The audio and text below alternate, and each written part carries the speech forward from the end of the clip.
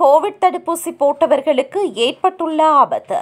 பிரான்சில் கோவிட்-19 தொற்று நோய்க்கு எதிரான தடுப்பூசி போட்டோருக்கு மாரடைப்பு ஏற்படுவது அதிகரித்து வந்துள்ளதாக அதிர்ச்சி தகவல் வெளியாகியுள்ளது. அமெரிக்காவில் இருந்து வெளிவரும் பிரதான மருத்துவ சஞ்சிகையான ஜமா தகவல் குறித்து தாங்கள் நடத்திய ஆய்வுக் கட்டுரை வெளியிட்டுள்ளது.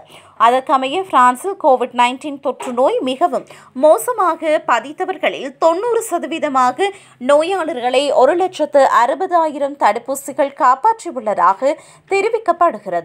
தடுப்பூசிகள் இல்லை என்றால் உலகம் இவ்வளவு வேகமாக வெளியே வந்திருக்க முடியாது என சுட்டிக்காட்டப்பட்டுள்ளது. எனினும் சாதகமான நிலைமையை போன்று பாதகமான நிலைமையும் தடுப்பூசியால் உள்ளது.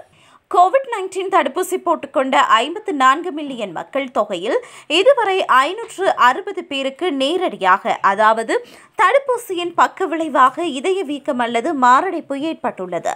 தடுப்பூசிக்கும் மாரடைப்புக்கும் அதிகளவிலான தொடர்புகள் உள்ளது எனும் கருத்தை முற்றிலுமாக ஏற்றுக்கொள்ள முடியாதெனவும் சஞ்சிகையின் ஆய்வறிக்கை கூறுகிறது.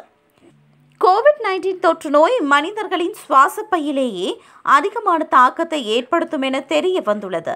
இது இதயம் அதிகம் கடைப்படைவதாலும் தொற்று நோயின் போது வழங்கப்படும் செயற்கை சுவாச சிகிச்சை முறையால் இதயம் அதிகம் பாதிக்கப்படுவதனாலும் பல வேளைகளில் இதய வீக்கம் மற்றும் மாரடைப்பு ஏற்படும் வாய்ப்புகள் அதிகம் உள்ளன.